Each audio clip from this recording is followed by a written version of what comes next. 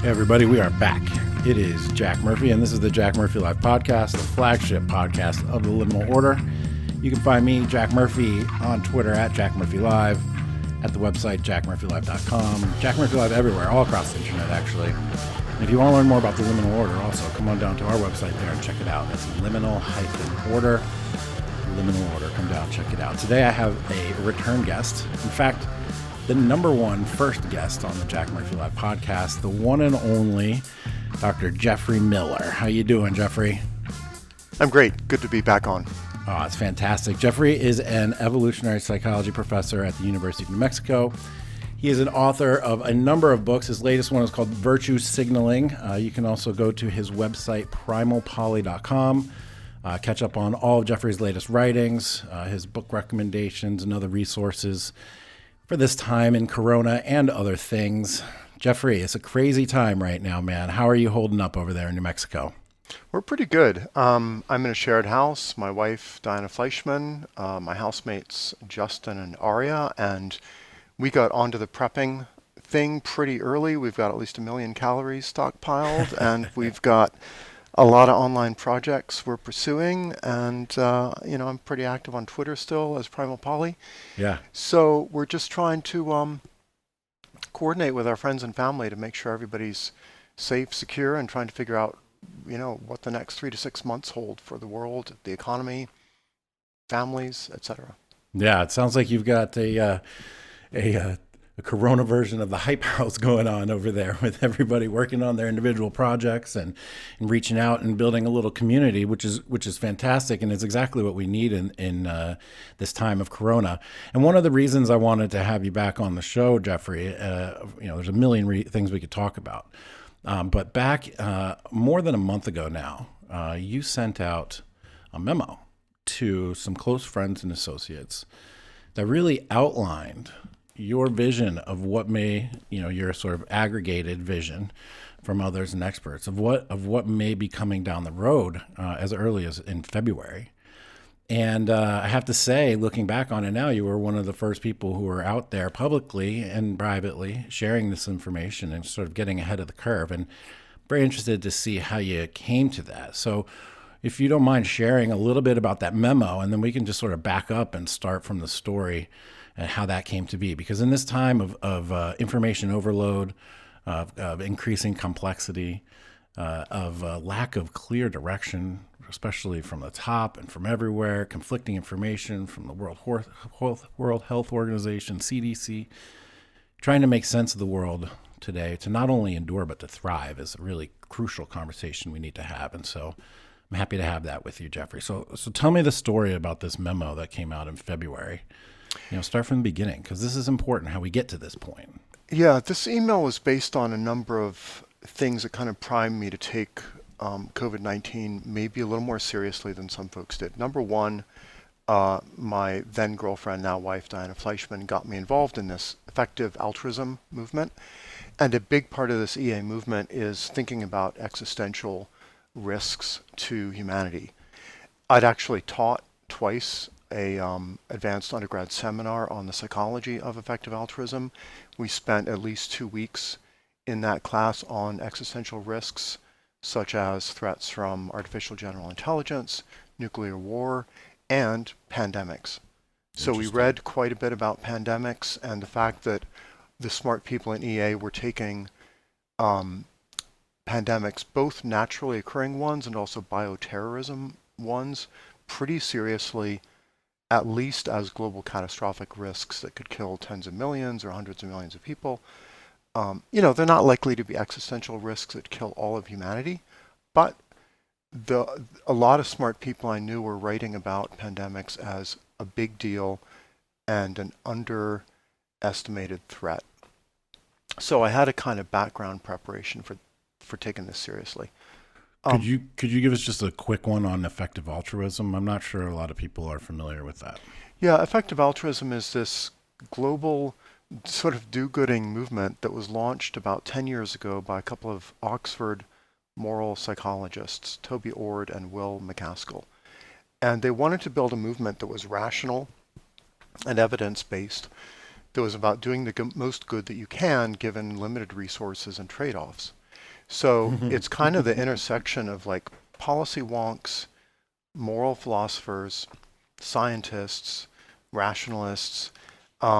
It's full of very smart, slightly aspy people who read a lot of science fiction and then, try to think seriously about how do you actually help the most people you can. And traditionally, effective altruism is focused on things like if you give to charity, what are some of the most effective charities that have the best evidence that they actually do good instead of just doing virtue signaling and wasting money. Hmm. They also pay a lot of attention to global poverty and global public health. They pay attention to animal welfare and reducing factory farming. And recently, they've especially paid a lot of attention to existential risks. So that's kind of the EA context. Very interesting. You should bring up this notion of trade-offs. That's, we're already going to go off on a tangent here, Jeffrey. It's amazing, this conversation of trade-offs that's happening right now. From what I've seen, there's two extreme camps, right? There's the basically do nothing camp, right? And then there's on the other side, sort of lock everything down and keep us all separated for who knows however much longer. And in that analysis is certainly a series of trade-offs. And it's not one that I think people are excited about having this conversation right now. There's some heavy issues in there. So what are some of the trade-offs that you can see from our policy approaches or the do nothing approaches or the do everything approaches, GDP, values of lives, et cetera, et cetera? Yeah, the trade-offs are always there, even if you refuse to recognize them. And this is one of the core ideas from effective altruism, that if you're doing serious public policy and trying to analyze and predict which policies are going to be best, you have to try to quantify things as best you can. It's not helpful to say, lives are infinitely valuable and we have to do everything we can to save every last person. That's delusional. We never do that with regard to any policies. You have to try to put a dollar value on human life, or else, nobody would ever go to work in dangerous occupations like logging or, being a lineman or being a soldier. Nobody attaches infinite value to human life.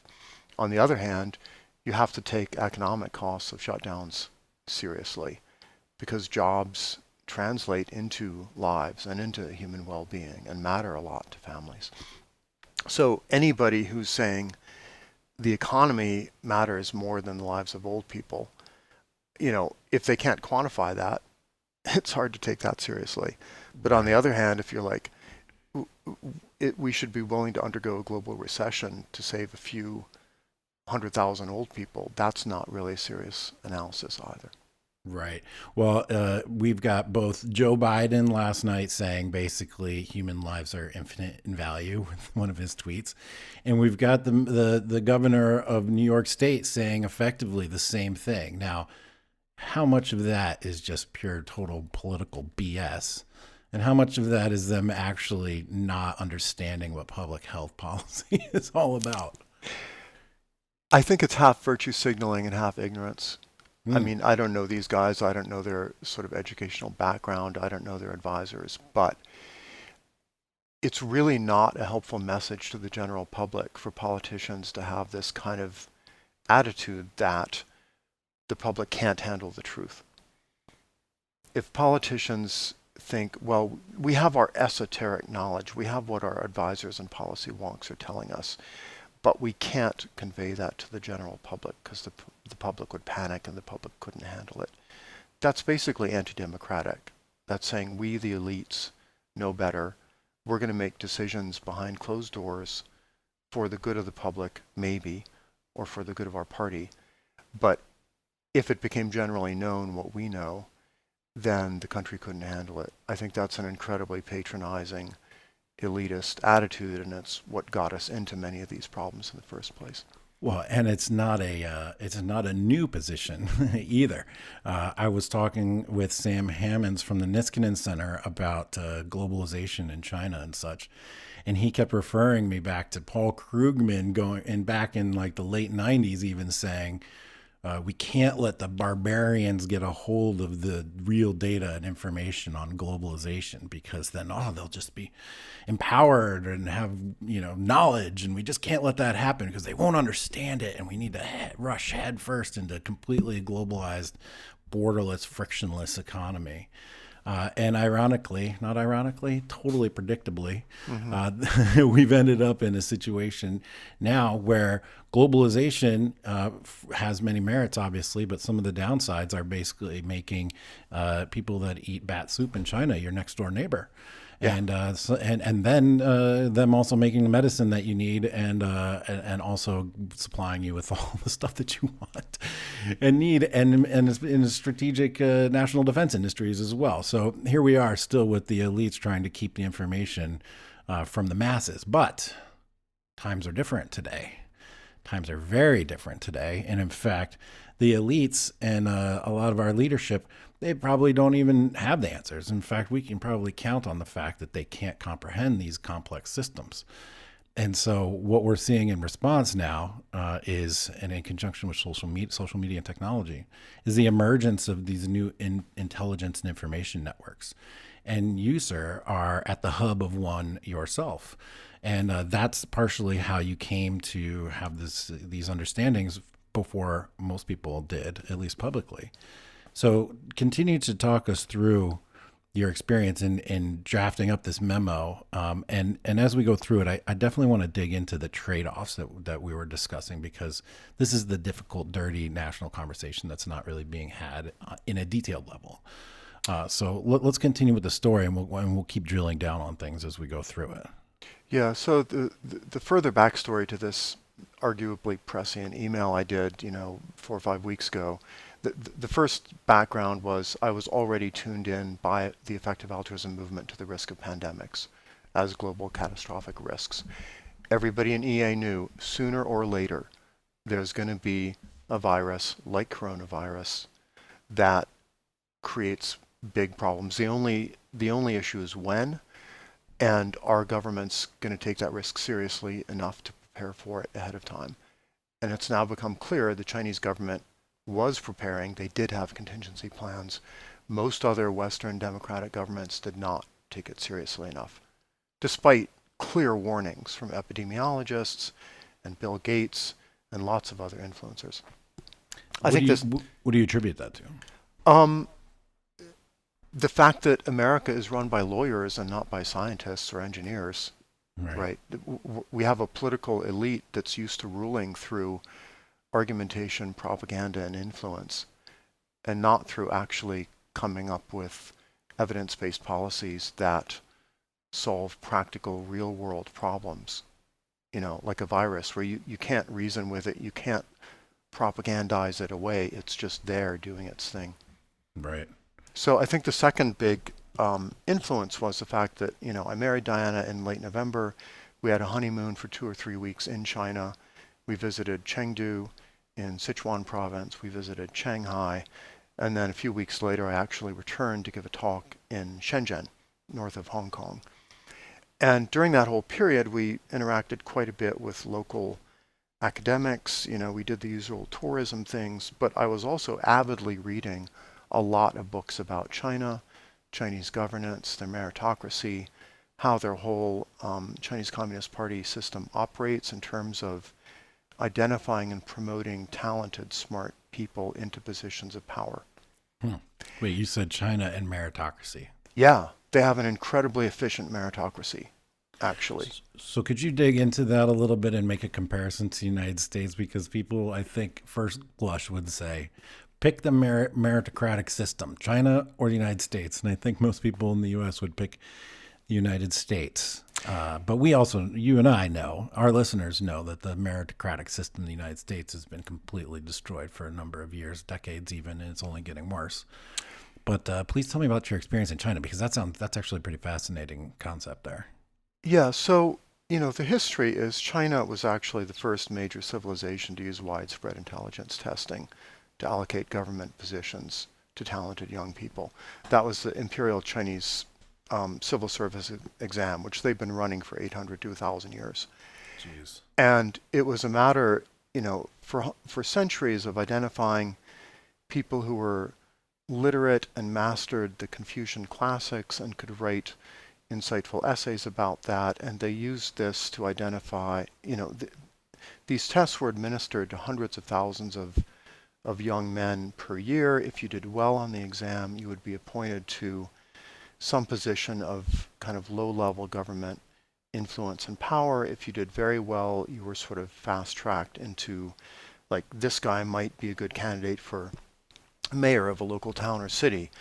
And the Chinese imperial system had many flaws and many weaknesses, and it was kind of not very good at promoting technological development. But they did have this background of thinking, of being IQ realists and taking intelligence seriously as something that deserves identification and cultivation. And then, you get the Chinese Revolution in the 1940s.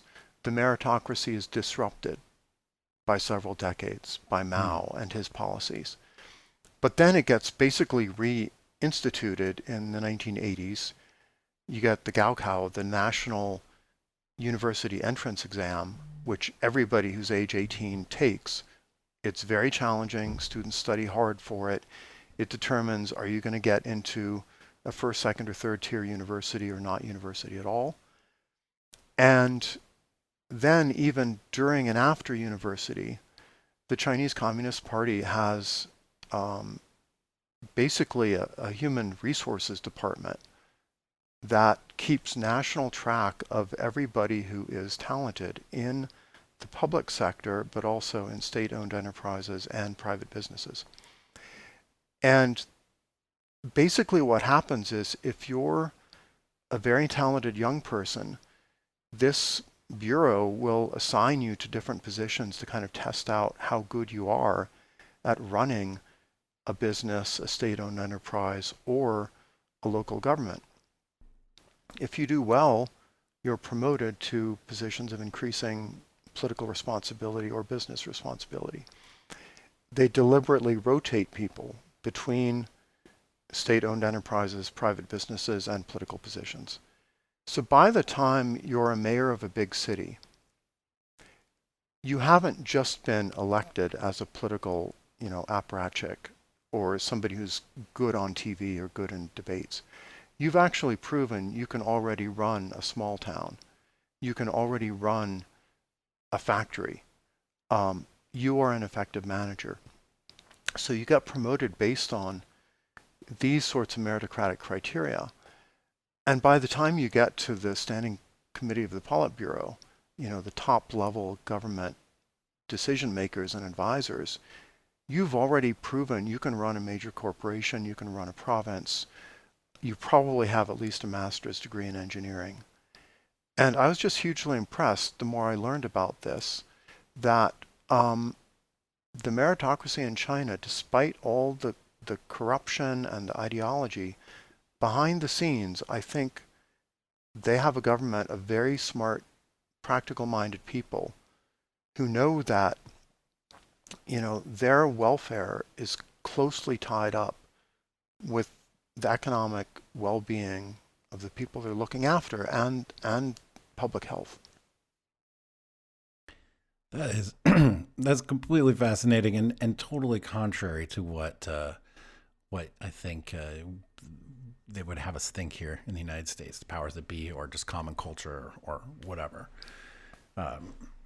It seemed to me that my first thought would be that all political positions of power are just filled with cronies and party tools, and they're not really focused on efficiencies or doing things better than anybody else. They're more interested in just power and control over the people. But your firsthand experience, your understanding of their history, your on the ground, personal connections and conversations with people have given you a different perspective. Was there a personal connection or conversation or an observance or something that you had there that confirmed what you had been reading or what you had suspected? I think the thing that shocked me, apart from all this background reading, was just seeing with my own eyes that China has leapfrogged in terms of technological and social development so fast.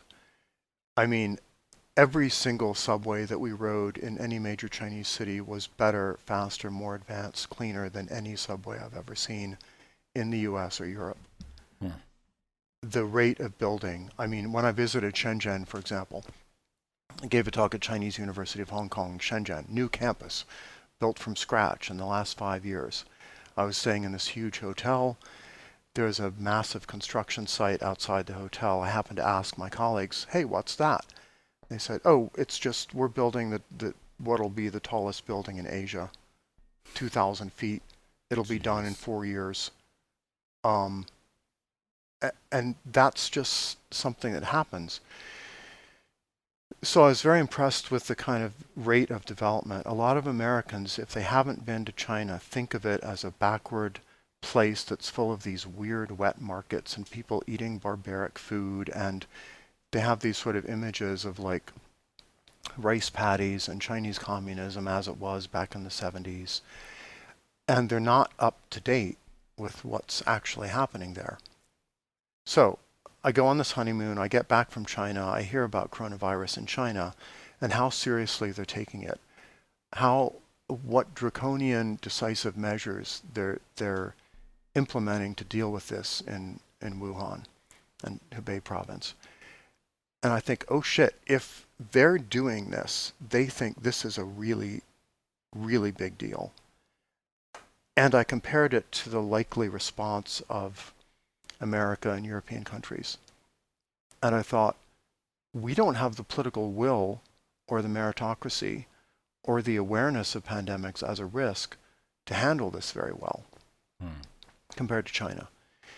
And I thought, this is really bad. This is going to be a kind of global catastrophe, because no matter what China does, it is going to escape. It is going to infect other countries. And once it does that, it's going to be a global pandemic.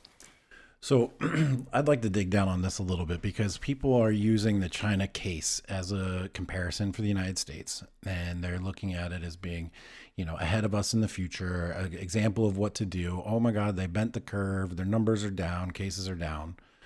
But let's just drill down onto China for a little bit. Does China have any motivations beyond the same analysis that we're making in terms of GDP, health, death? Is a recession going to kill more people than the virus? Are they maximizing for the same outcome as we are? I think, honestly, to a large degree, they are. It's just, I imagine that behind the scenes, the smart people running China are much more willing to talk explicitly and rationally about the trade-offs that they face. I think this is why they were willing to do such an intense lockdown so early. There were a few weeks of kind of denialism and obscuring what was happening, but once the Chinese leadership took it seriously, they realized either we go into full-scale, serious, militarily enforced lockdowns, or we're going to have a national recession that screws our economy. We have to get ahead of this virus absolutely as fast as possible.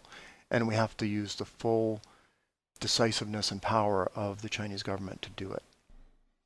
Now, they had experience in dealing with something like this, right? I think I read that H1N1, they actually enforced quarantines and shutdowns similar to this. And then they also have their systems and software tracking, and guys in countries like Singapore and South Korea. I mean, they're just like prepared, right? They like war game this stuff out. They've had actual practical experience, and so they can see into the future a little bit more clearly than we can, or we're willing to in the United States. So assuming now that their trade-off and optimization model is similar to ours, basically get out of this thing with the least amount of damage, right? And saving the most lives as possible at the same time, that trade-off.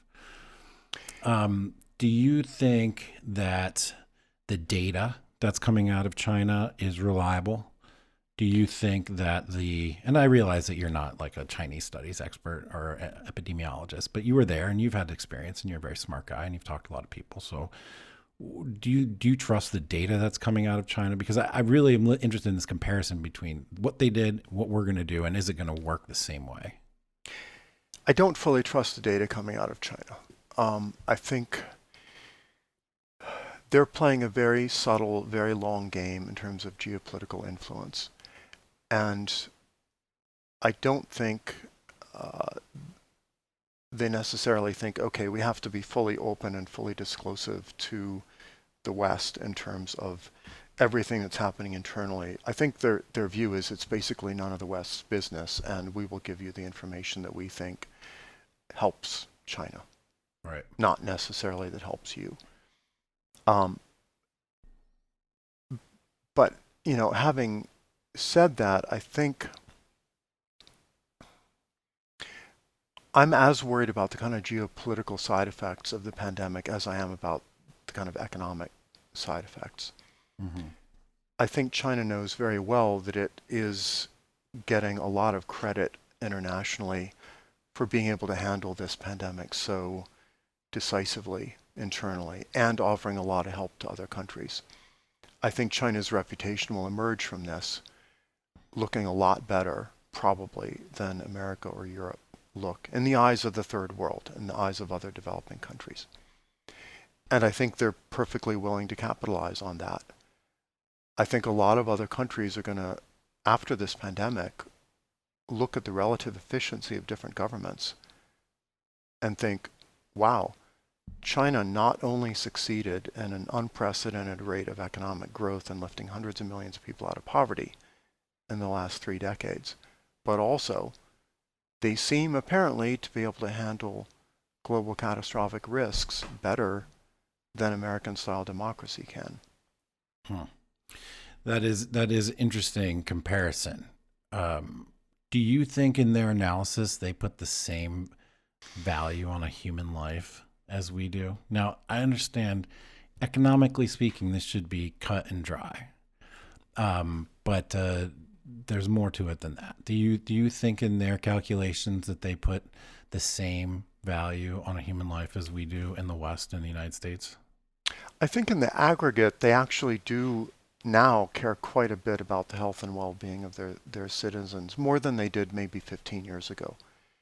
A lot of Chinese politicians, like mayors of big cities, are promoted based on things like how quickly can you improve air quality and reduce pollution, because Mm. they're extremely worried about the lung damage and the deaths that are caused by that.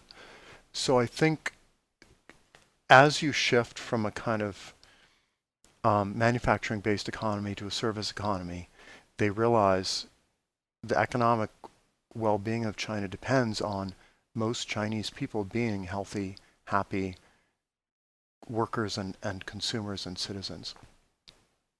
So Hmm. I don't think they view human lives as expendable the way that we sort of assume that they do. However, they are willing to be utilitarian and to make tough calls and to say, sorry, it's inconvenient to lock down a whole city for weeks on end, but Hmm. for the greater good, we will do that because Hmm. aggregate welfare depends on it. And do you think the citizens of China have this a similar perspective in terms of the greater good? Because that's something I think that we're struggling with right now in the United States. Mm. I know a lot of the conversation is around really what is the damage to the economy going to do for health indicators, right? Unemployment is a leading indicator for all kinds of bad things for people. But I think baked somewhere deeper into it is this conflict between the innate individualism of the United States versus what do we have to give up in order to help our fellows. And I think that probably ties in well with your studies and thinking in effective altruism. So it's an interesting scenario to consider at this time. China is a very confusing place in this regard. I think there is a lot stronger collectivism. There's an intense, Han Chinese nationalism. They view their country as not just it's not just a country, it's a civilization, it's an ethno-state, it's a population, it's a gene pool. right? They don't have this civic nationalism where, oh, if you sign up to Chinese values, you're Chinese. They have a Right. very biologically grounded view of what their civilization is and what its interests are. So there's collectivism at that level.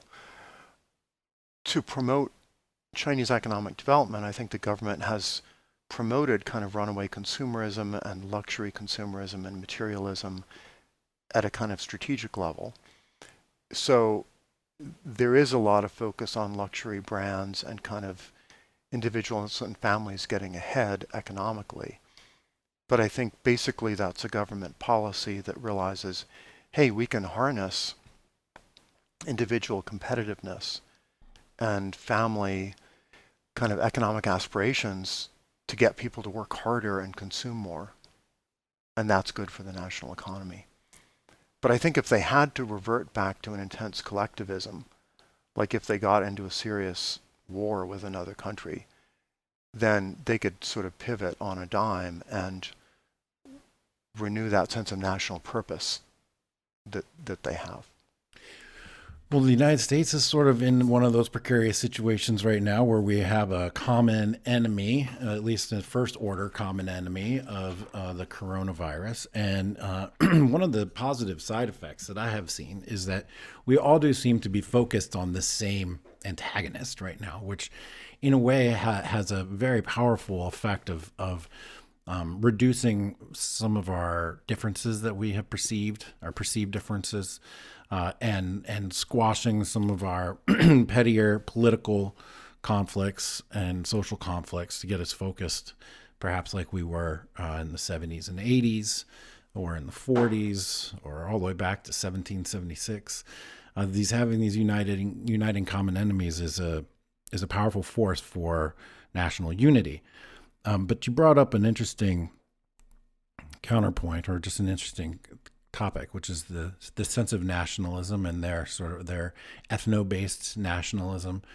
Do you think that a nationalistic perspective like that is going to lead to more optimal health outcomes, or some outcomes that are more optimal than our civic nationalism? Do you think that there's some sort of biological reason why we may have a tougher time thinking holistically like they may in China, given our diversity, our ethnic diversity, nationalistic diversity?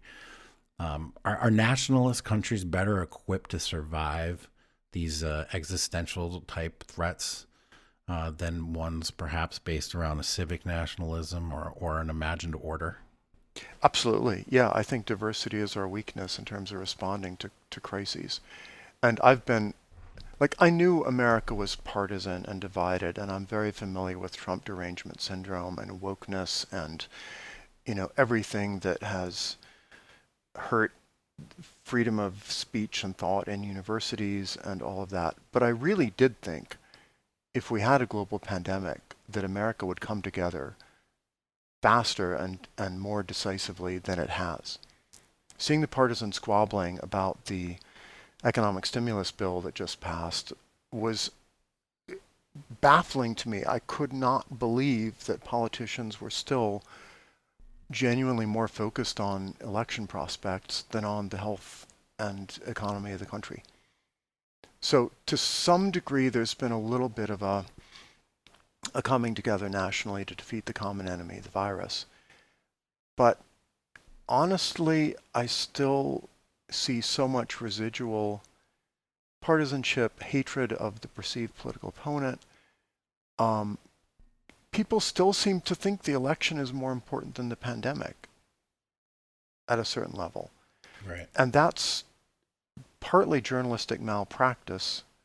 The journalism has become mostly political propaganda rather than something done for the common good. Partly it's just our political system. Partly it's the fact that, the American citizens are just not very well educated about global catastrophic risks. Yeah, I mean, there's a certain rational ignorance about those issues. I mean, the chance that an individual actor is going to be able to impact those conversations in a meaningful way or decisions in a meaningful way sort of leads one to a rational ignorance.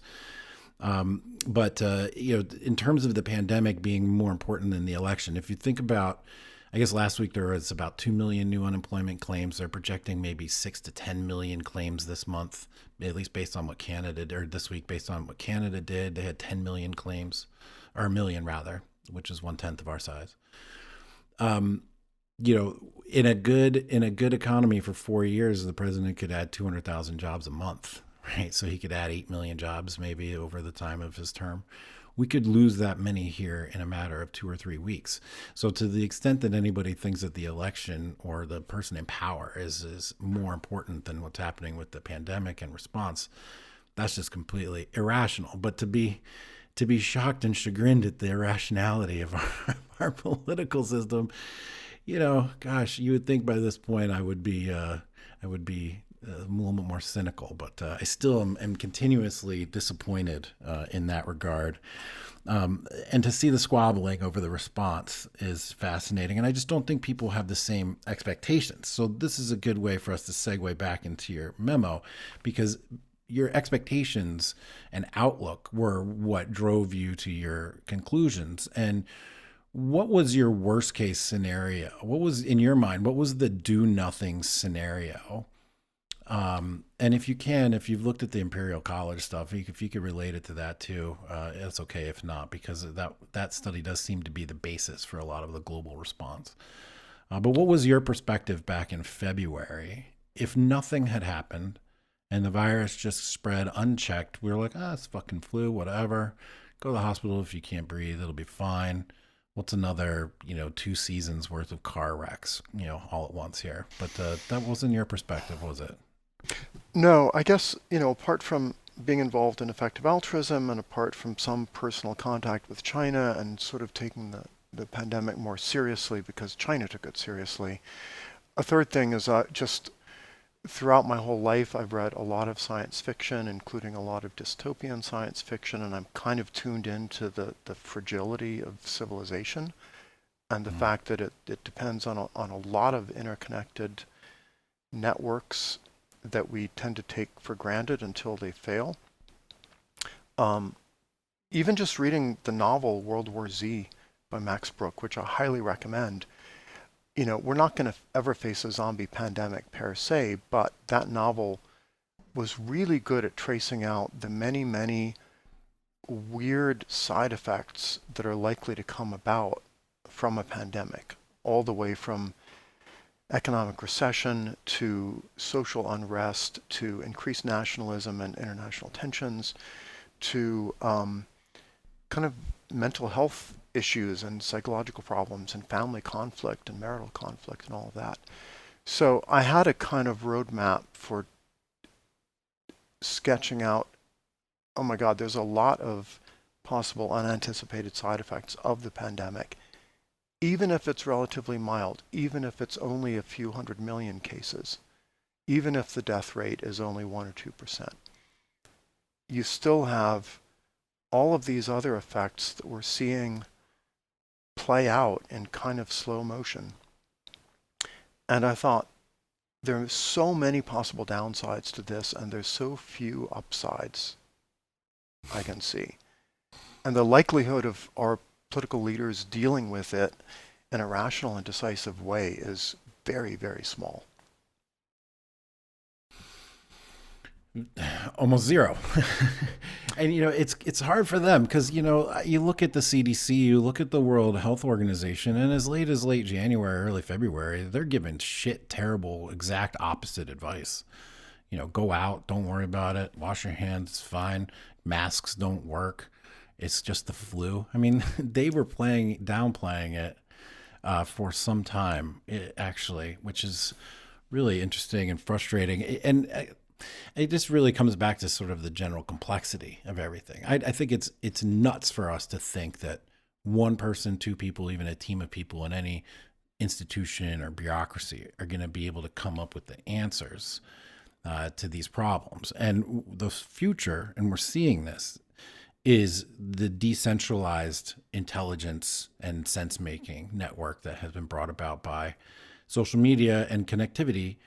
And people over time, yourself especially, myself too, you grow in the network and you build increasing numbers of connections, high value connections. You're vetting these connections. You're effectively curating expertise and drawing on a wide pool of sources, information, and analysis, perspective, domains.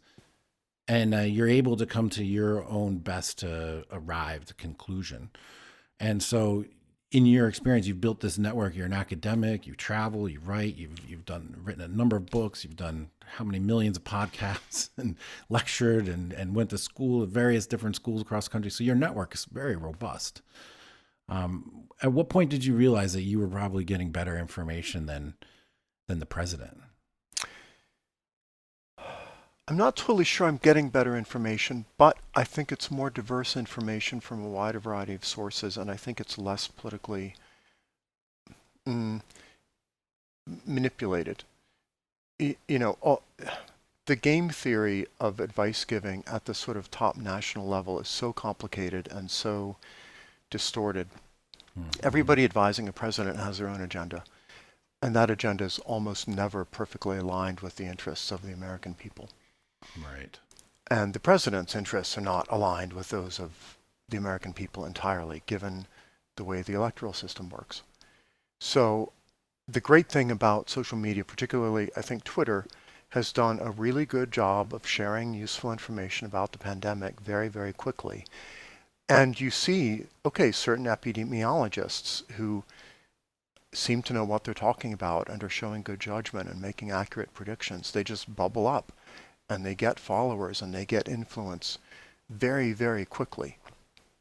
So the distributed intelligence in the social media system is amazing and formidable. And it's one of the great strengths, I think, of our society. Mainstream traditional journalists aren't really being very helpful because almost all of them are basically captured by some political ideology or other.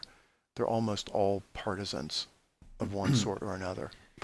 Absolutely. And this coronavirus circumstance, there was an article in Vanity Fair just yesterday saying that sort of rogue intelligence networks, ones who may even have gone through the cancellation process and who are already outcasts in some ways, were ones who were most able to bring this information to the forefront more quickly and with sort of less risk to themselves. It's an interesting phenomenon that being canceled or shunned today is actually like an inoculation that gives you a superpower because you're able to take edge positions that may be correct without the reputational risk or the professional risk or immediate risks to your name being laughed out of the room.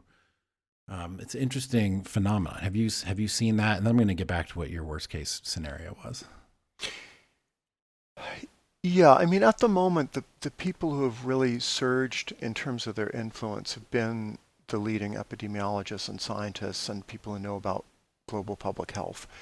Most of them haven't been canceled. They've just been kind of very obscure people working away almost in private with very little public influence. But a few of them have stepped up and they've really mastered the art of public communication and outreach and the social media game. And they're having enormous positive influence, not just in America. Bear in mind, Chinese military intelligence probably follows these sort of edge cases on Twitter at least as much as Americans do.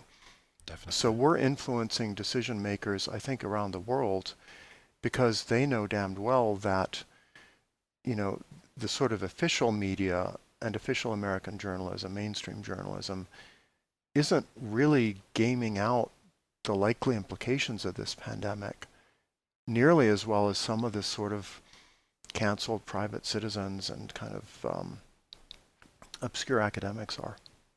Yeah. Yeah. Well, if we needed another reason to put the last nail in the coffin of mainstream media, now would be it, especially Vox. Can we put the last nail in the coffin for Vox, who had to issue a retraction and a deletion because they said that the epidemic. It wasn't an epidemic. Wasn't going to be anything to worry about. And they said that just like a few weeks ago. So, in your analysis, what were you thinking? What was the worst case analysis? The do nothing scenario. In a way, my worst case scenario actually came to pass, at least for the first couple of weeks after I wrote this email. The worst case scenario was the American leadership and a lot of the European leadership would basically ignore the coronavirus epidemic in China for partisan political reasons. That Trump's initial response would be, oh no, this is a really bad time. This is election year. I don't want to think about a pandemic that will, hurt the economy. I'm going to go into denial mode and delay any decisive response. I don't want to panic people. I don't want to create widespread anxiety and concern. And that's what we actually did see for a couple of weeks, was denialism by the US and UK and many European governments, until the point where they couldn't just sweep it under the rug anymore because there were just too many confirmed cases in too many countries. And then we saw the sudden pivot into sort of taking it seriously for a while, and shutdowns and shelter in place and a few lockdowns, and people kind of watched the exponential rise. But then in the last week, now we've gotten the pushback. Oh no, the economy's tanking, unemployment will spike, global recession issues, what are the trade-offs of lives versus jobs? So we had a sort of sweet spot for a couple of weeks where everybody globally was taking the pandemic very seriously. But now we're back into a kind of denialism that says, oh, we can't admit that this pandemic could actually be massively economically inconvenient for at least a number of months or years. Yeah, recently, so this is March 25th for you future listeners. Recently, this week, Donald Trump pivoted from basically sounding like he was willing to do anything it took, putting the experts up front, running the press conferences like a champ, I thought. He seems like he has a very strong command of the facts. He knows who his teammates are. He knows when a question is asked, who's got the answer. He really feels like, to me, he's in his element. He should be doing this every day. It should be like an apprentice style boardroom thing for him every day. He looks like a star. But in the last couple of days, after a huge outcry on social media about, and we never know how directly these things are linked, social media outcries, Trump behavior, but we do know that he regularly follows, retweets, and reads the feeds of a number of people that we know who have big audiences and lots of influence. And a lot of those people were freaking the fuck out over the unemployment, GDP, shutting down the economy. And I've been doing reporting on this. I've been getting reports all along, like in advance of like auto plant closures and trucking issues and supplier shutdowns and port closures from coronavirus and stuff. And so, Trump listened to the outcry, and now he's changed his tune a little bit. Now he's singing the other side. Now he's saying, we're aiming for Easter, having everything open by Easter. Now, from my perspective, I think he's just that's just cheerleading a little bit and like trying to give people hope. Like I watched Battlestar Galactica last night, the 3-hour miniseries. That's a great thing to watch. But at the very end, when it's just their one ship and their convoys and whatever, and they're totally annihilated by the Cylons, the captain commander gets in front of everybody and he's like, there's this secret place called Earth, and we're gonna find it. And I'm the only one that knows it, and we're gonna find that. And he just, but it was a lie, and he gave them hope, right? So maybe there's something to that about Trump just giving people a little bit of hope, because I don't think that we see the localities and the states changing their behavior at all. Isn't that right? I mean, if anything, things are continuing to get locked down even tighter. Yeah, and another little piece of backstory about this is I was one of the few people in my local psychology department to take this pandemic seriously and to say, we should actually start canceling faculty meetings and colloquia, and we might actually have to cancel in-person classes. And 4 weeks ago, my colleagues generally thought I was insane and like Miller's gone off the deep end. What the fuck? And then, of course, within Again. literally a week, the president of the university is saying, okay, we're going to extend spring break by 2 weeks. And then quickly, okay, we're not going to have any more in-person classes till August at the earliest. Yeah. So, but it helped a lot that I had a local colleague in my department who was from northern Italy and who had two siblings who worked in northern Italian hospitals. And he was getting direct reports from his sibs about the conditions in northern Italy and what the pandemic was doing there. And it was gruesome and alarming and horrifying. And that helped me kind of take it seriously. Oh, it's not just Wuhan. This thing is going to go everywhere, and it might have that effect pretty quickly in America. Yeah. Well, as it started happening, I remember they closed my kid's school for one day. They first closed it for one day, and I told everybody, look, they're only closing it for one day so they can plan how to close it for the rest of the year. And I've been warning people that every school system that said that they were going to close for a week will come out later by the end of the week and say they're closed for 3 weeks, and then after that they'll say they're closed for the end of the year. And we're starting to really see that. So to the extent that Trump is cheerleading or giving people a little bit of hope, or at least letting on that he understands, of course he understands, that the economic fallout from basically what would constitute a depression, really. I mean, if the unemployment numbers get to where they're being projected, and if a GDP goes down by 20 or 30% or something, that's depression. This is a once in 100-year event, basically, economically for us. I mean, 2008, 2001, 1981, these were issues. These were serious issues, but this one seems to be even more powerful. So how do we go? How do we go from here into the future a little bit? I know I'm getting off track a smidge, but I'm still just fascinated by what do you think the trade-offs are? Like how much, I wish somebody could just give me a percentage point of GDP per life saved, right? And then how many lives we thought we were going to lose and how much that would cost us. And then just show me the spreadsheet. Is there a spreadsheet, Geoffrey? Have you seen anybody with the spreadsheet like this? I've seen a few people do like partial spreadsheets, but almost nobody is enough of a generalist and knows enough different areas to really do a comprehensive kind of cost benefit risk analysis of different policies, which ones are going to work and which ones are going to have which exact kinds of costs. And there's so many unknowns still. We still don't know if you get a coronavirus infection, what are the long-term health implications of it? Mm-hmm. Even if you don't die, what are the implications for your lungs or your reproductive function or whatever? Right. I've seen studies that say long-term organ damage is possible. Yeah. And we also honestly don't know how resilient the economy is at this point. We've never had an economy that is this globally interconnected with supply chains spread so far and where so much of our American standard of life is dependent on imported goods, especially from China, and where a lot of the crucial things that we need aren't made in America. So I think, if you want to jumpstart the economy after a national lockdown, the discussion we should be having is which industries do we need to rebuild in America in terms of a domestic manufacturing base? And also, are there ways maybe to insulate the American financial markets a little bit more from what's happening in other countries? That's a whole other discussion I'm not very expert in. But I think at least a lot of working class people are going to lose service industry jobs as businesses that rely on people coming into places like restaurants and stores. A lot of those businesses are going to be lost. They won't be easy to restart. There will be mass unemployment.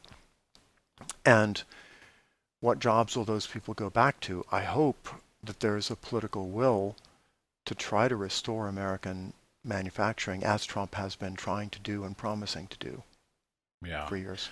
Unfortunately, that is something, even in all these instances, they always try to say, we have shovel-ready projects, right? Shovel-ready projects that will lead to direct stimulus for the American economy. But that's bullshit. There's no such thing as a shovel-ready project. And even if there were, the impact on this is going to be months down the road, years down the road even. It's not going to, put 20 million people to work in March or April, unfortunately. One of the common themes that I've been having in discussions with people lately is the world seemed to be on a trajectory of what I'm calling indiscriminate connections. NATO expanded as far as we possibly could. World Trade Organization helps bring down barriers and friction between countries for capital goods and finance and machines and services and everything. Social media brought us all together. You're just thrown into the pool and you're swimming in the same water with everybody and just putting everything out there. And I feel like we're starting to see a reaction against that. The trend of indiscriminate connections seems to be ending. And the smart money seems to be what I've been calling into strategic disconnection. And somebody else said I should change it into like making the right choices or something, but strategic disconnection. How do we strategically disconnect from this global universe, onshore these things that we're talking about in terms of manufacturing, and then square all of this with the competing individualism of the United States, plus this now like burgeoning sense that we have to act in the greater good? Like, where are we going, Geoffrey? These seems like a whole number of weird things kind of all coming together. We have to think more collectively, but this country is built on a completely different ethos, isn't it? Well, I think any evolutionary biologist who understands, how organisms and adaptations evolve is familiar with the concept of damage limitation and hierarchical structuring. So, cells have cell membranes around them, and organs have tissues that sort of containerize them, and organisms themselves have skins and immune systems that create a separation between what's inside and what's outside. And then you have human tribes for hundreds of thousands of years where it was very clear who was in the tribe in terms of physical appearance and ornamentation and languages and dialects, and who's outside the tribe. And that is a very resilient system, because if there's one cell or organ or organism that's damaged, you can kind of easily distance from it, and you can contain the damage. And all the way from, an organism fighting internal cancer to a tribe expelling psychopaths, you have to have boundaries and borders and this kind of hierarchically structured complexity. Now, runaway globalization sounded great short term, like let's have international flights that mix everybody together, let's have massive international tourism, let's have global supply chains, let's have global financial markets. That can be extremely efficient in the short term, but it is extremely vulnerable long term. And I think people are finally realizing, we need boundaries and borders and immune systems. Because otherwise, you are vulnerable to any local damage or, virus or cancer kind of spreading unchecked. This is going to take a different perspective than we've had collectively, and it's definitely going to take challenging what the elites have been telling us for 30 years. I do remember quite vividly being a economics student at George Mason's very libertarian economics school in the late 90s, at the same time that the World Trade Organization had its meetings in Seattle, and there was massive protests. And I will never forget how convinced I was at the time, 20 whatever years old, listening to Brian Kaplan and others. Back then he was just an adjunct, telling us, that globalization and totally open neoliberal policies were, going to be net higher benefit for everybody involved, no matter what, like it was some sort of fucking rule from God. and then sort of chuckling and laughing at the counter arguments that were put up by the protesters, many of whom Black Bloc Antifa, by the way, which strikes me as super ironic at this point, or weird or whatever.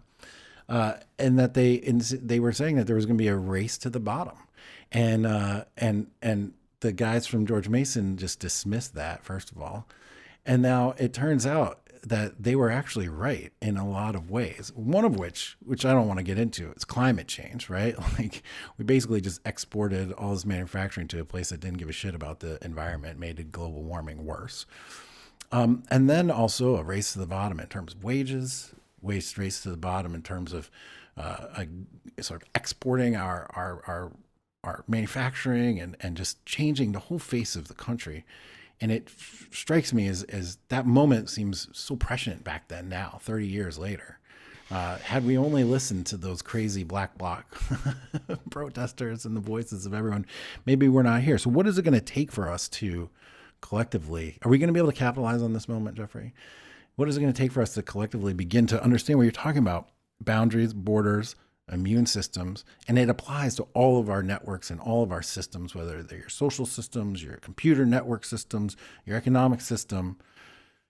When are we going to tune back into biology and understand that this is how we work? I think my big worry now is that people will say, okay, there's a global pandemic, there's a global recession, therefore we need global solutions. Basically, we need, the United Nations to have more power and individual nations to have less power, because global coordination is the only way to solve this. I sympathize with that, and I think for certain kinds of problems, we do need better mechanisms to do global coordination and trade information, and sort of figure out what are the best practices for dealing with these issues. But I think that would be the wrong lesson mostly to take away from this. I think the right lesson would be countries need to have a much larger degree of autonomy and the ability to strategically disengage from each other than they currently do. And if that means, the global economy is 10 or 20% less efficient by certain metrics in the short term, so be it. I would rather see humans still surviving in 1,000 years, even if it takes a little bit longer to get to a state of universal prosperity, than to have a sort of constant set of global catastrophic risks hanging over our heads just because we think globalism is kind of more efficient or rational according to a certain set of George Mason or University of Chicago economists. Yeah. When you mentioned the global solutions and you said the phrase United Nations, I laughed. You know why? Because literally the first person I've heard mention the phrase United Nations in this whole thing. I haven't heard anybody say United Nations, and you're saying it's not the answer. And it's funny, Trump hasn't uttered the phrase United Nations at all. I haven't heard. The United Nations seems to be far out of favor. And maybe seen for how ineffective a body and sort of counterproductive it may be. But it's interesting. I do notice the emphasis lately on localism, and people will dispute. I've been tweeting nationalism is self-care. And people have been disputing that and saying, no, it's actually localism. And I'm like, okay, we can argue that later. But like the mood, the vibe is the same, localism, nationalism.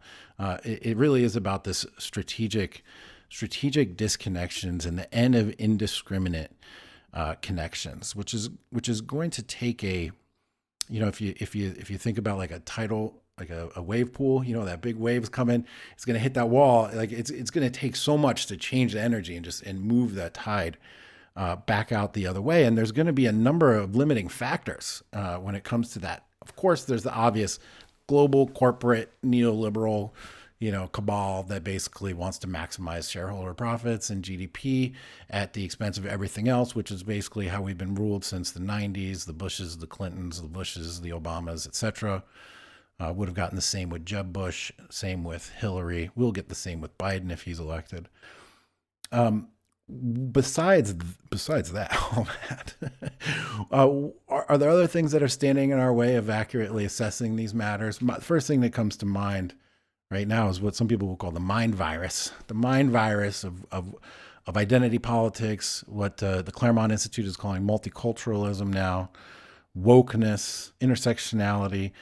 A lot of this stuff has sort of been pushed aside temporarily in terms of the conversation, but I think it's going to be making a comeback because it's super pertinent. What impact, and you're an expert on this, sir, and we've talked about this quite a bit, also on our first podcast, number one. What impact do you think identity wokeosity has had on our perceptions of this pandemic, our responses, how we handle things in the future? Is there a relationship? As we were talking about before, and I'll toss it to you right after this, we were talking before, Eric Weinstein said just the other day, we're now living the unthinkable because we couldn't say the unsayable or something like that. So what's your take on that, sir? Well, one thing that's given me hope is actually how quickly mainstream journalism and the sort of national focus of attention abandoned all of those woke issues and actually focused on the pandemic. And everybody kind of realized all this shit we've been debating for the last few years is trivial garbage compared to an actual global catastrophic risk. Now, you still get little examples of like Vox or Vice coming up with kind of like, this is our woke take on the pandemic and its weird side effects, or like, it's especially bad for this minority, or it's especially bad for women, or blah, blah, blah. But as far as I can tell, nobody takes that seriously, and the journalists who write that stuff end up being pretty embarrassed by it. Mm-hmm. So I think we've had a national reprioritization of issues, and people are realizing now, oh my gosh, a lot of what we were doing 6 months ago was just dumb virtue signaling, if I can throw that phrase into the mix. So that's heartening. That's good. That means people are sufficiently realist that when there's an objective threat that can't be, argued away just by canceling it or trying to get it fired. I mean, the typical woke tactics of like, oh, coronavirus is a threat to us. Well, let's write letters to try to get it fired. Let's, get Twitter to kick it off social media. None of that works. And people know it doesn't work. So, we could get a resurgence of wokeness after the pandemic kind of peaks and resides. But I think at that point, we'll have so many real world economic issues and geopolitical issues to deal with that I think this might actually be the nail in the coffin of that whole era of kind of runaway social justice. Well, that would be optimistic. That's an optimistic take, sir. I don't necessarily agree with that. I think I see the deep-rooted philosophies are so pervasive in academia and in corporate America and in the media that it will be difficult to have the pandemic eradicate those views. And I do think that there is a certain sort of just a deep down conflict between people like yourself who are aware of this notion of damage limiting and limitation, and that borders and boundaries and immune system are essential to human functioning, etc., which is a somewhat deterministic or essentialist point of view in terms of extrapolating from our biology into our society.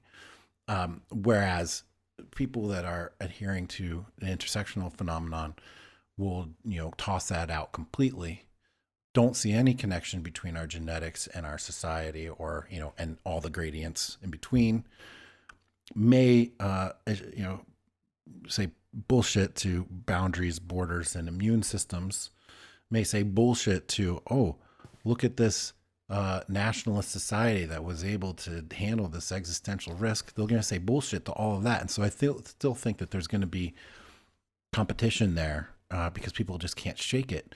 And I also do think that it led us partially to this point of a lack of preparedness, or at least to the point of where we had 100% positive expectations of interconnectivity, a lack of boundaries, a lack of borders, a lack of immune system, and an emphasis on, bullshit.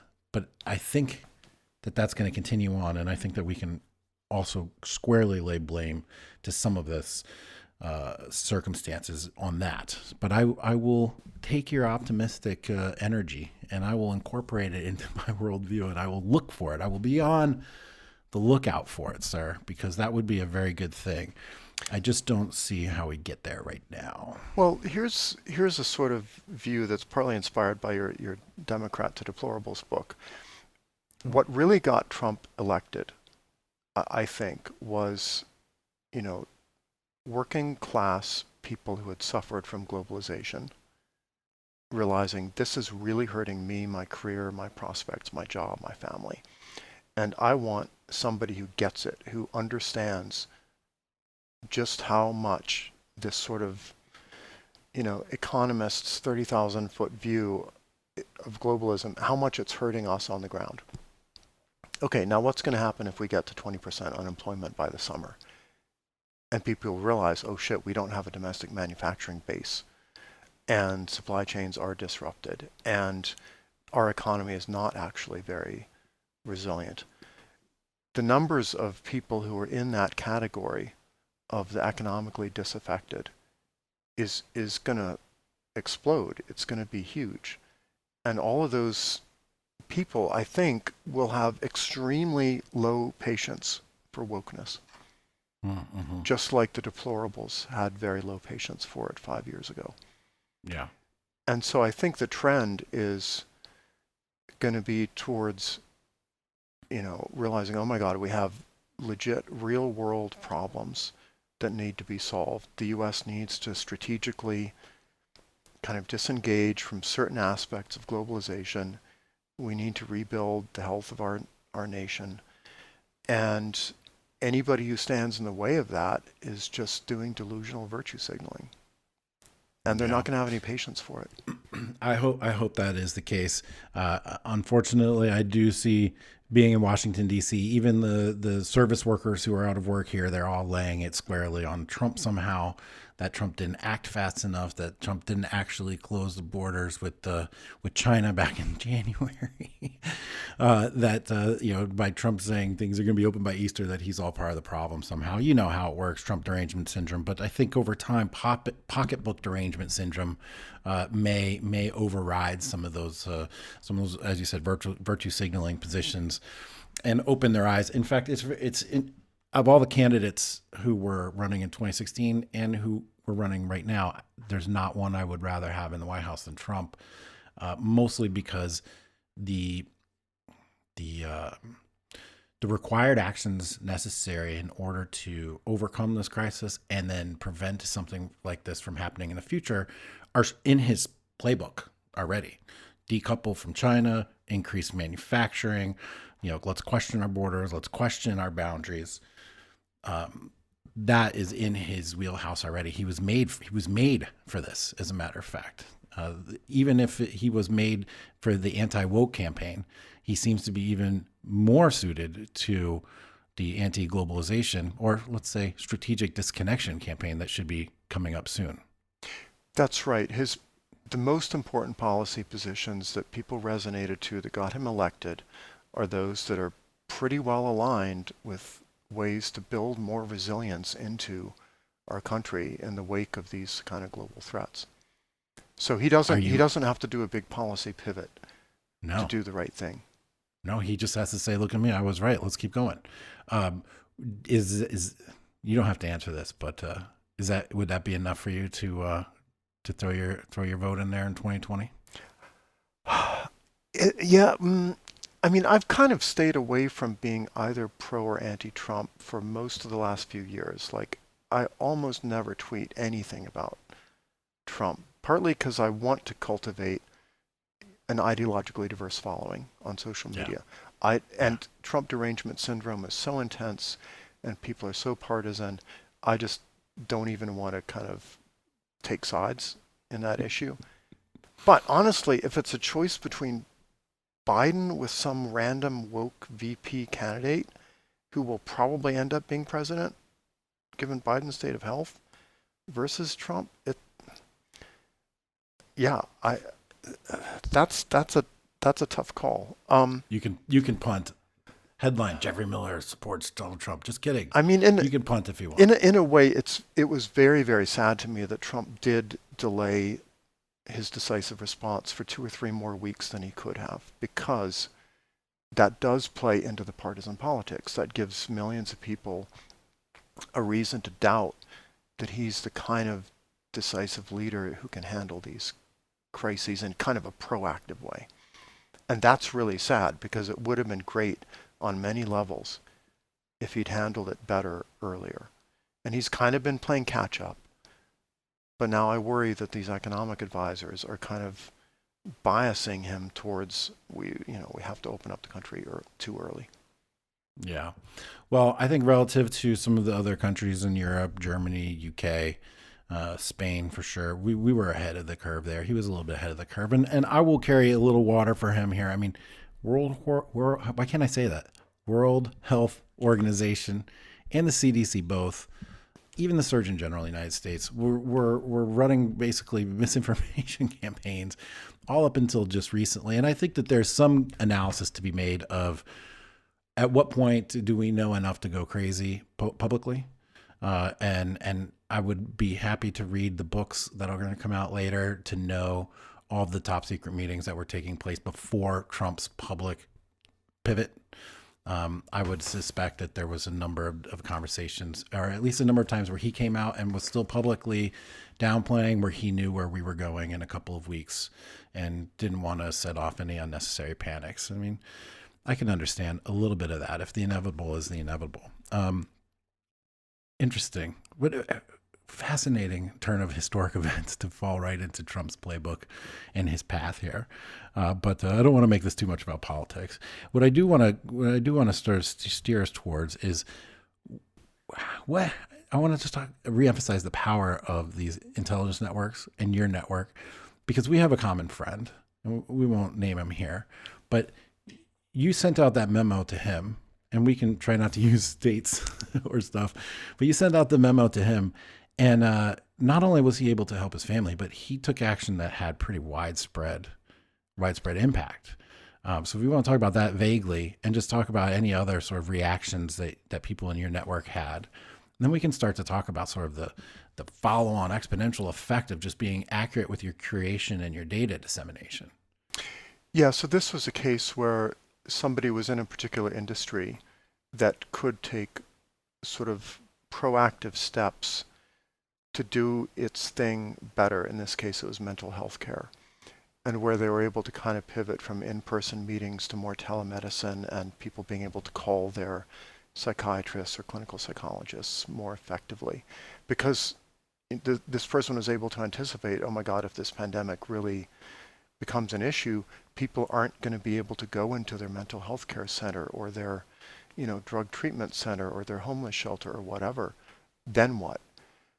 So even if you can't personally influence, the global outcome of the pandemic or the national policy level, there's still a huge amount that smart professionals can do to kind of create more resilience within their own industry or within their own extended families, or even to just kind of game out, okay, what happens if we face a recession? And I found it interesting that, for example, the evolutionary biology and evolutionary psychology conferences, the scientific societies were fairly early to understand, oh, pandemic, it's going to hit everywhere. We should cancel our conferences earlier rather than later. We should try to, encourage people not to fly around the country giving colloquia. And we're going to have to learn how to collaborate online.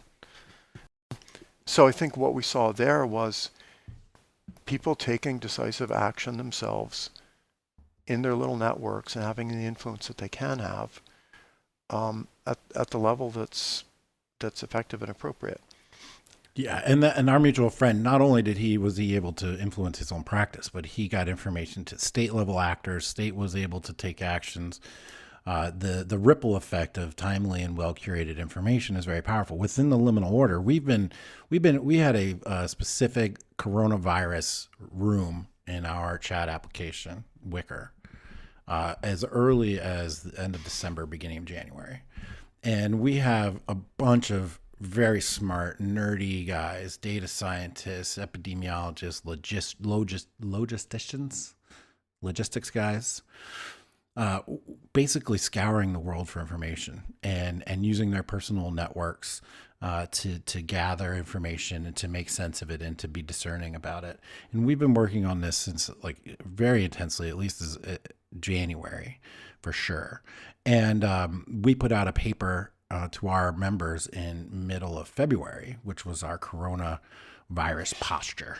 And we were able to recommend to our guys, how to get prepared, what to buy, how to be stocked in advance, so that they were set with not only masks if they wanted them, the right vitamins.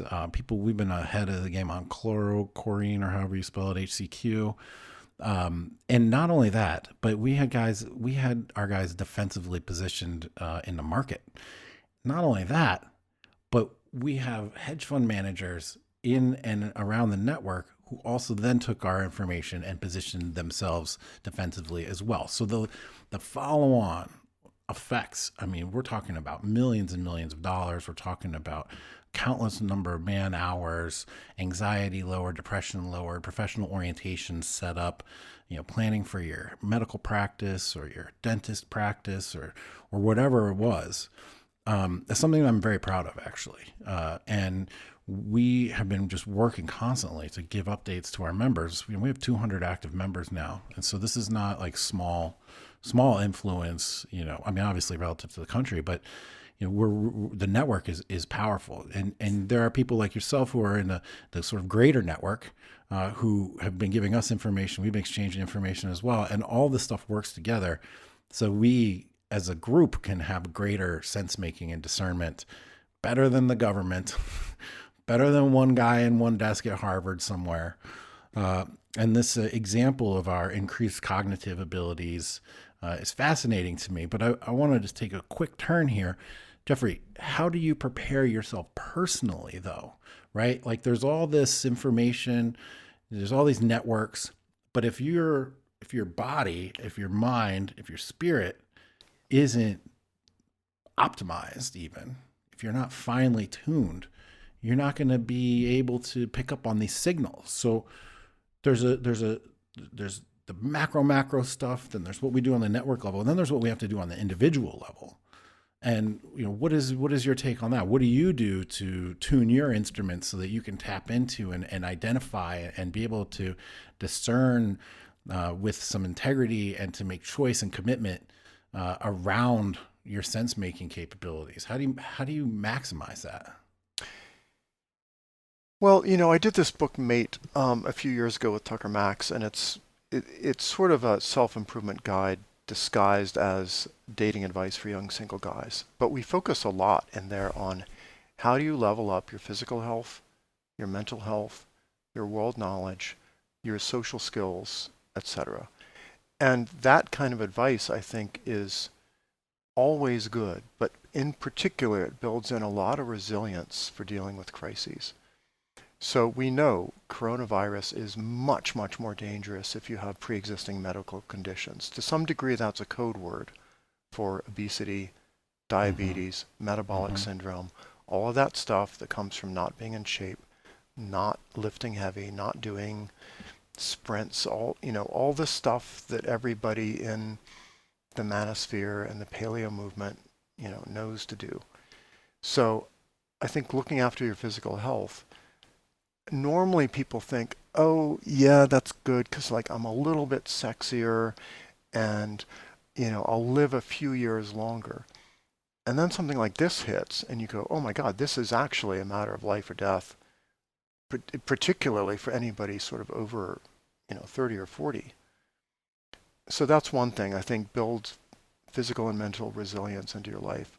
The second thing is, for example, my whole extended family has really come together and we have regular kind of Zoom calls with each other and we compare prepping tips and financial planning and all of that.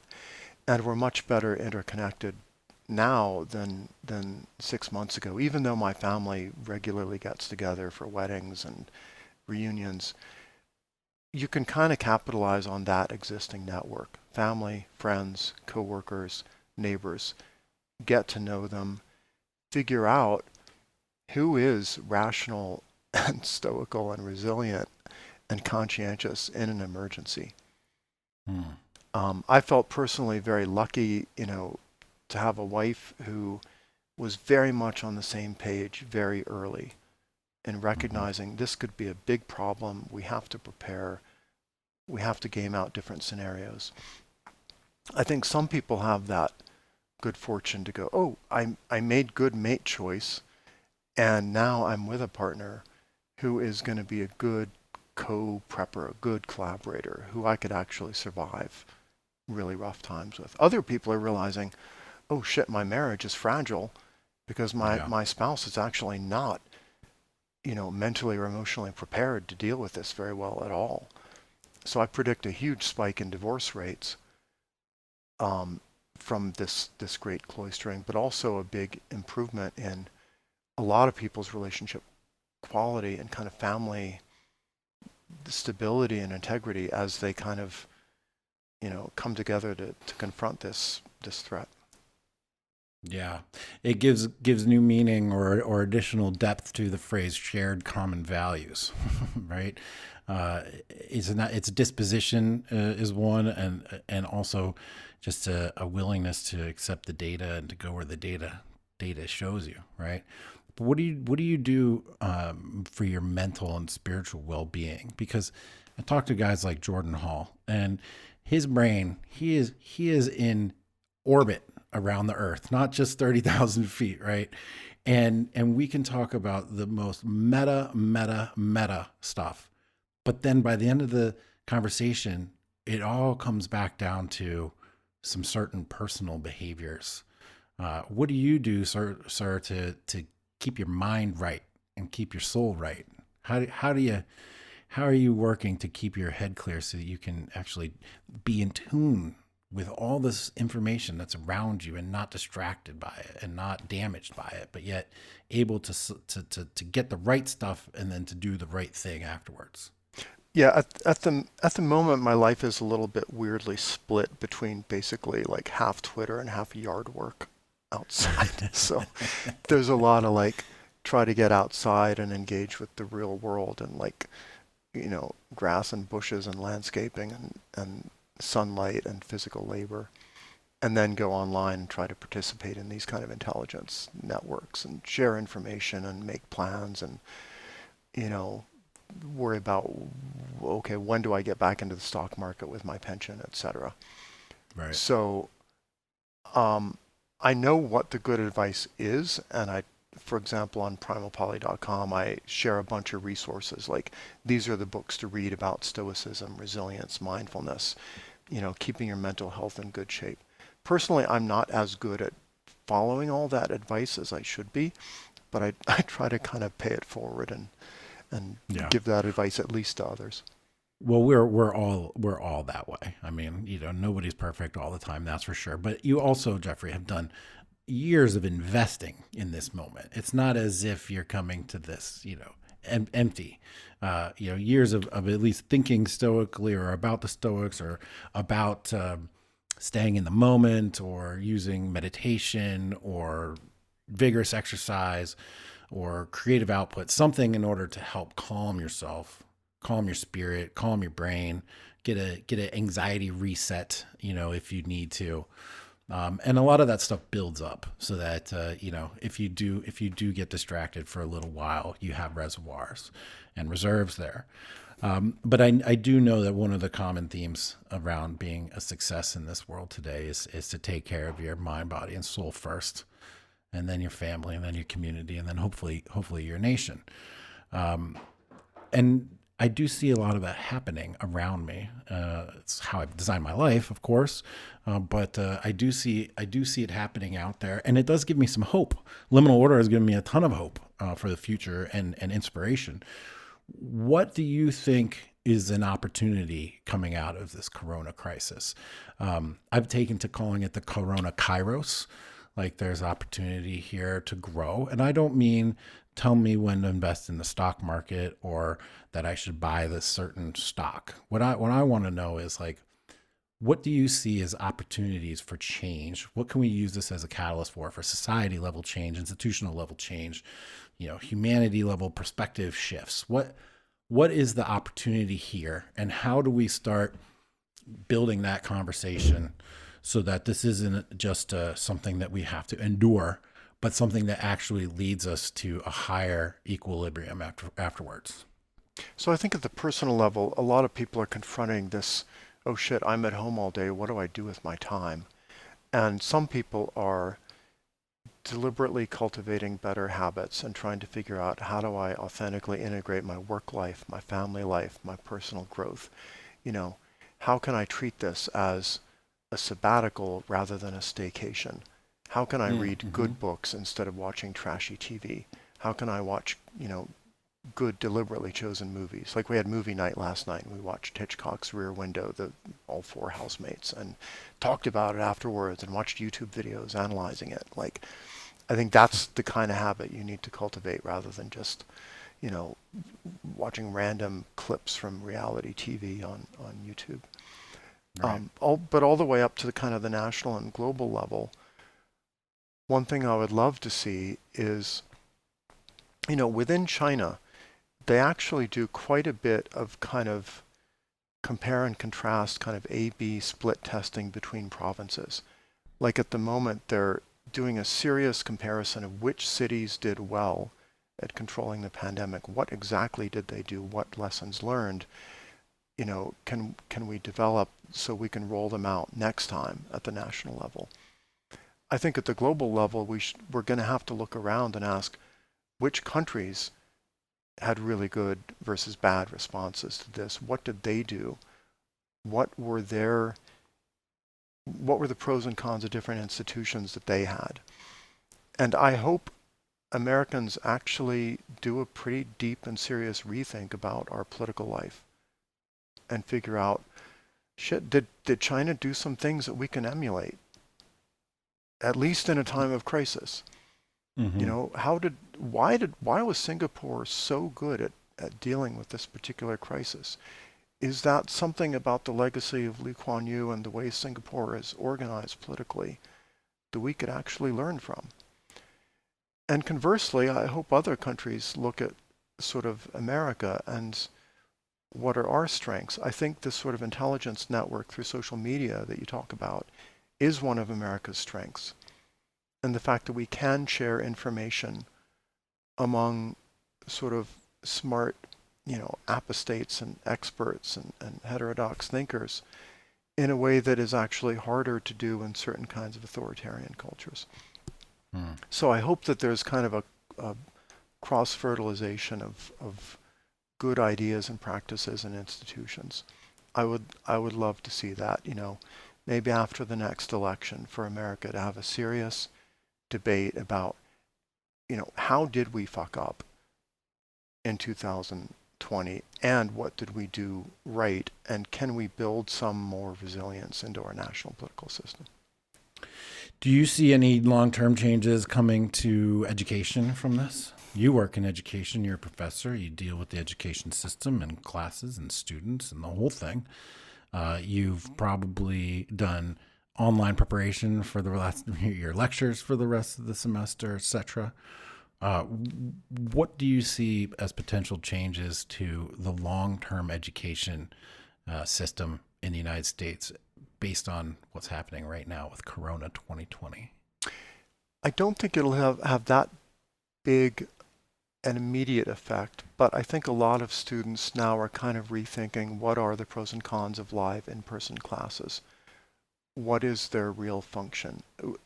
If it's this easy to take in-person classes online, which it isn't actually, every professor I know is absolutely panicked and spending a huge amount of time trying to figure out how the fuck do I teach online effectively if you've never done it before. But I think from the student point of view, they will start asking hard questions like, well, I've been cloistering at home for a few weeks. I'm actually learning more from watching YouTube videos about this topic than I was from that professor.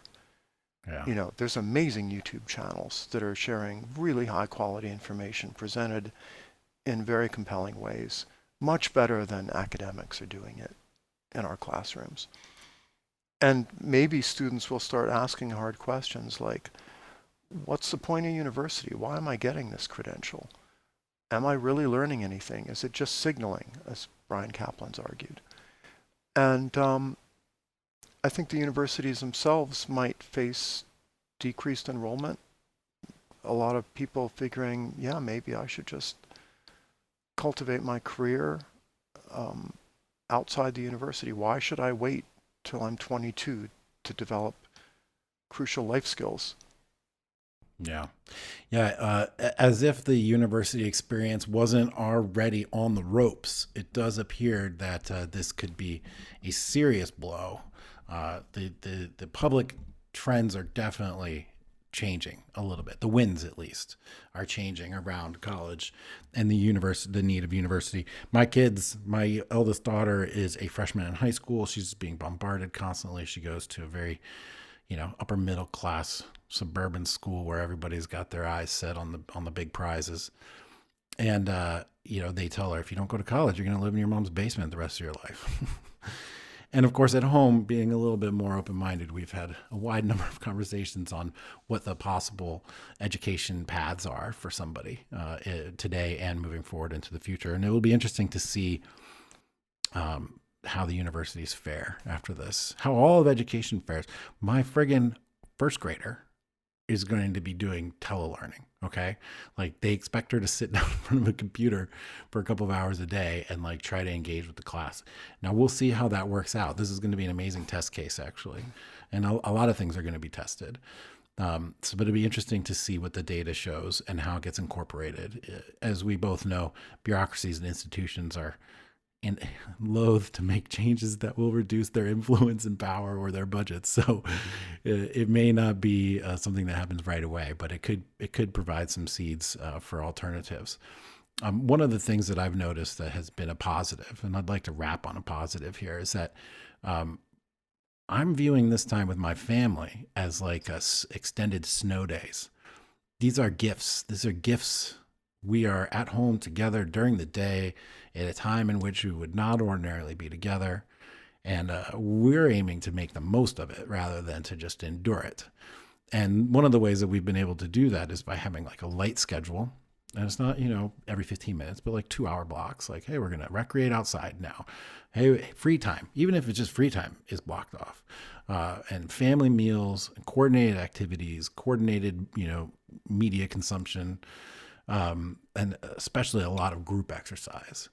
And after the last 4 days in a row, the kids were like, man, this was the best weekend ever, And for me, that's a positive I'm taking away from it. I know that in a few years, I'm going to look back on this with nostalgia and happy memories of my kids and the time that we spent together.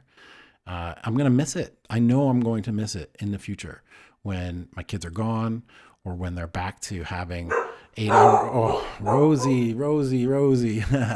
That's my dog, guys. When we're back to having, 8-hour school days, evening activities, rowing, horseback lessons, private pitching coaches, the tournaments out of town, et cetera, all of that is going to get in the way of these really deep and intimate connections that we're forming now or reforming or, emphasizing. And I'm going to miss it, Geoffrey. I really do think I'm going to miss it when it's gone. So I'm going to try to take the best advantage of it as I possibly can. Yeah, I think that's a good attitude, and we're trying to do something similar in this household. Most of us, to be honest, work mostly from home anyway, so it's not that big a change. But I will say, I feel much more closely connected to my sort of distant family members, extended family, and friends because we'll have time to kind of coordinate Zoom calls and phone calls, and we're actually spending the time to email each other much more actively. I think there might actually be a kind of national shift away from workaholism, possibly away from the kind of two career couple norm. I think there's a reason why a lot of preppers do homeschooling and have Yeah. very strong family values. And I think a lot of people will come out of this particular crisis thinking, you know what, I don't want to go back to the way things were before, working 50-hour weeks, never seeing my kids, just handing them off between spouses, doing alternating school runs, all of that, nuclear family stuff. I think a lot of people will realize quality of life matters more than runaway careerism or Yeah. runaway credentialism. Or runaway GDPism. Yep. It's an interesting connection between indiscriminate expansion connections for the sake of maximizing GDP, indiscriminate connections in your work and social professional lives for the sake of maximizing your earning power and your whatever quote standard of living, and all of that sacrificed the things that were most important to us, which were our immediate family members, our immediate local communities, and the value of personal connection. And so I'm hopeful that there could be a sea change, but let's keep our fingers crossed, but not hold our breath, and look towards the future and look towards ways to shape the conversation, the national conversation that way. And it does start with conversations like this. It starts with tweets. It starts with essays and blog posts and this podcast, and all of a sudden it starts to snowball into something that is meaningful. And if we can take the focus away from GDP at all costs and workaholism at all costs, and start to remember about the why we're here and why we're doing what we're doing, and the personal connections and the power of love, basically, Geoffrey, the power of love, then I think that we're going to end up being better off, sir. Amen. Amen to that. Well, Geoffrey, thank you so much for coming on to talk to me about Corona and to talk to me about your times in China. A million pieces of wonderful information in here, of course. Geoffrey, you can be found at primalpoly.com. Why don't you give the rundown for your Twitter handle and other places that people can find you? Yeah, so Twitter, I'm just, at primalpoly. And primalpoly.com, it includes links to all my books, including the most recent one, Virtue Signaling. I've got a bunch of great recommended readings, nonfiction and fiction novels, science fiction, YouTube channels to watch. So if you're stuck at home with your family, you're like, what do I read? What do we watch that's high quality? Just have a look at that. That's one thing I've tried to do, is sort of might as well share, stuff I know about and care about. And I think this is just a great time to cultivate good habits, family habits, reading habits, viewing habits, and ways of maximizing these wonderful social media networks that are alternative ways to share intelligence and insights away from mainstream media. Yeah, and I appreciate that. And these conversations are all part of that, like I said. Geoffrey, again, thank you so much. Guys, reach out, find him on Twitter at Primal Poly, go to primalpoly.com, get the book, Virtue Signaling, get the other book, Mate. Go back. There's other books even, too many for me to remember. Geoffrey Prolific. There's a number of podcasts that you can watch from him, YouTube videos, all kinds of stuff. Geoffrey, always fascinating, always a pleasure to talk to you. Thank you very much, sir. And hopefully we'll do this again sometime soon in the future. And hopefully we'll have some good news to report then on the global world and on the power of local love and connections, right? Thanks, Jack. Take care. All right. Thank you, Geoffrey. Bye-bye. Bye.